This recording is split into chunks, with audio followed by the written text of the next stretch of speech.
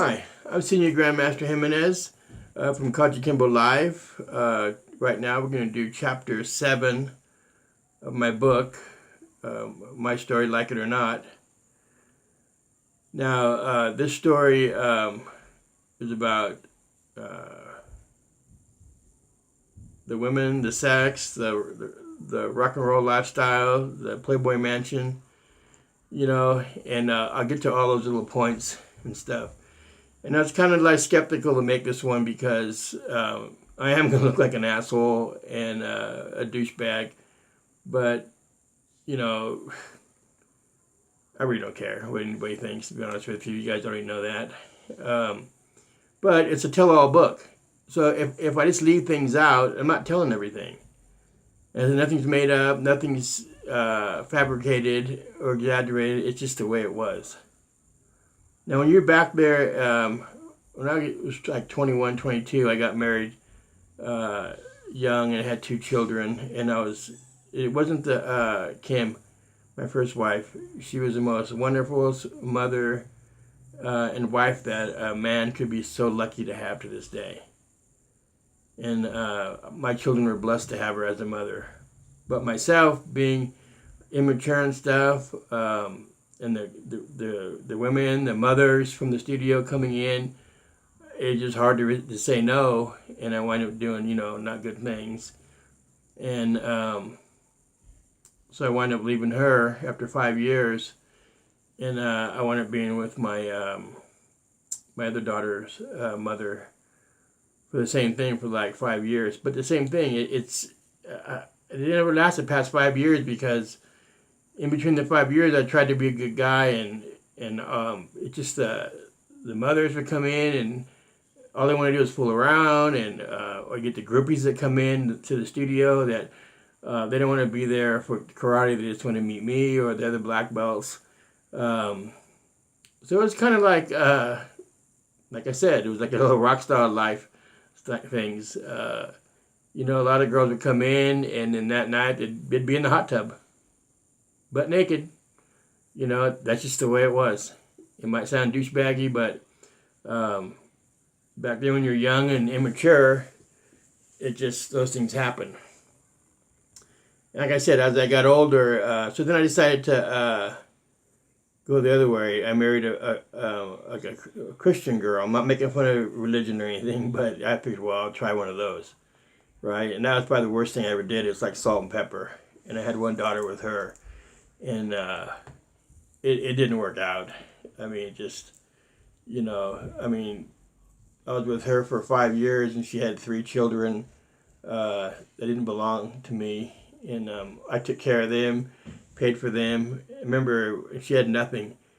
And after 5 years, my dad had a heart attack. She sued me for $1,034,000 and $12,000 a month child support for one child. And so I kind of learned my lesson on that one. And in between the 5 years being with her, I was actually a pretty good guy until probably the last year. And then, a couple of girls, from the studio, came in and, wanted to fool around. And so myself and, fooled around with them, and one of my black belts, we doubled up one. I mean, it was, like sound douchebaggy, but that's just the way it was back then. Like for example, that happened, and then in between that, I met my my third wife. She came in, and to be blunt, she was there one night. She came in my studio, came into my office that night and said, "Can I ask you a question?" And I was like, "Sure, what?" And she goes, "Can I have sex with you?" Remember, this is the first night she's been there.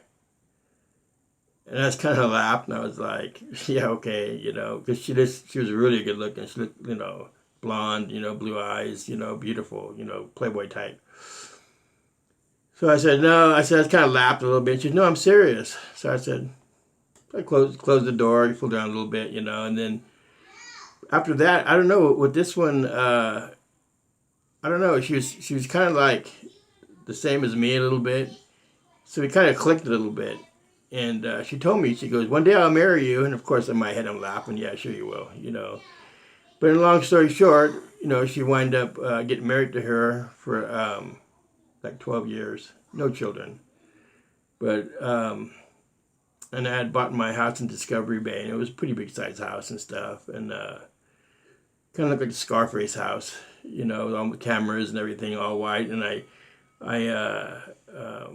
modeled it after Caesar's Palace in Las Vegas with all the statues and all that good stuff. And that's what we call it, the Playboy Mansion, because this is the story that we used to do. We used to have the Playboy parties, and all the girls would come over, and you're gonna laugh. It sounds funny, but I'd wear the smoking jacket, and I had the silk pajamas. It's kind of like a little making mocking, you know, Hugh Hefner a little bit, you know. But we used to call them Playboy parties, and all the girls would come in there, and a lot of the girls we didn't even know, and like 7 girls came one time. Within 2 minutes, they were naked, butt naked, walking around the backyard. I had a bar in my backyard and everything. And I lived in a country club, and neighbors weren't too happy, but you know, later on they came, you know. But that's the way it was back then. I mean, it was just like crazy. I mean, there were threesomes all the time. There was just the sex was just like you would see in the movies, you know, happening and stuff. And it sounds all good and everything, you know. Even in my limousine, we'd go play poker. You know, I'd go play poker, and you know, one of the girls, you know, or two of the girls, you know, would come home, you know, and we're driving down 580 Vasco Road, and they're butt naked in the back of my limousine. You know, that's just the lifestyle that it was back then for me. Now, some of you think that's cool, but after a while, it got pretty old, because it just got boring. Because every weekend, it was like that. My neighbor next door, she lived there by herself. She'd come over within 10 minutes. She's butt naked. You know, I just sent her home. I said, you need to go home. Because most of the time she was drunk. And that's how Discovery Bay women are. They're either on coke, they're drunk, you know, or then there's a few that are good. But that's just the way it was over there.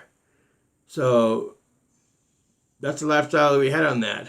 But then it got to the point that, like I said, guys would come over, you know, and this and that and stuff like that. And one guy, you know, tells me in my garage one day, he's all, you know, he goes, one day I'm gonna take your wife from you. So I just looked at him, and I had in my garage. I had some sawdust in my workbench, and I drew a line across in the middle of the sawdust. And I told him, I said, Carl, I go, you know what? I feed you all the time when you come here. You know, I loan you money all the time. I take you as my friend. But you cross that line, you will see a different person. And he kind of laughed at me. Oh, yeah, right, sure. I said, oh, okay. So we had a little studio in Brentwood, and we were teaching in there and stuff. And I got a word that my wife had over there met him, you know, and they were doing their thing or whatever. So I didn't care, you know. Anyway, so I went over there because I was mad because, you know, what he said. Well, long story short, I put him in the hospital, knocked all his teeth out, and he literally went to the hospital. And they stitched him up, stitched the back of his head open. And I almost killed him, but I only hit him one time. So, of course, you know, I'm not stupid, you know, they call the police, and so, you know, I don't want to go to jail, so I went somewhere else for the night, and then the cop called my cell phone and told me to come in and talk to him. I said, no, because if I do, you're just going to arrest me. He said, yeah, probably. So I told him the whole story, and he goes, and the cop told me, he said, I probably would have hit him too. Because we kind of like hit him too hard. I said, okay. So the next day I called up my attorney, and he's a well-known attorney. And, you know, he does all big stuff, all drug dealers and white-collar crime and stuff like that. So I told him, I said, Leonard, I told him what happened, and I said, I don't want to go to jail. I go, I don't want to spend one day in jail. He goes, no problem. He goes, give me 20 grand. He goes, and go somewhere, and I'll call you when you come home. So I go, okay. So I went down to his office, gave him the 20 grand, and then I went to my house in Tahoe. And I stayed there for 3 months. That's how long it took. I'd call him every Monday. I go, can I come home now? No. Just enjoy playing poker up there for another week. I said, okay. I remember the guy that I hit, Carl, was a bad guy. So I started pulling a few strings up here and got him arrested. And the district attorney was trying to do attempted murder because who I was and stuff. But they had to throw it all out because I had him arrested. So then Leonard tells me, yeah, you can come back. So I came back, and he spent 4 years in jail. And when he got out, he asked me to come by and talk to me. And he told me, he said, you know, he goes, all I can do is think about those 4 years laying in my bed, you drawing that line down that sawdust and telling me that. He goes, and I want to apologize because I was wrong. He goes, you were my friend. You know, but then of course, look what you did to me, and he had no teeth, and he had a scar from here to here where they operated on him. You know, but it's got to, that was just kind of the breaking point. I had enough, you know. So what I would do, I would go to my house in Lake Tahoe, and I never stayed at my house. I always stayed at the casino. I used to stay at Mount Blue, and I would go there from like usually around Monday to Friday. And I come home Friday, and I come down here, down here, and then I did this every week, and I went by myself because I just wanted to be alone and to get away from all the that kind of stuff that was going on down there, And at one point, I'll be honest with you, I did get invited to the Playboy Mansion. It was for a weekend, and I couldn't go. And I can kick myself now by not being able to go. But, you know, it was just, like I said, it was just a time back then that it was just hard to say no. You know, and I'm sure a lot of other martial artists get in the same predicament, and a lot of times they say no, you know, and a lot of times they don't, you know, but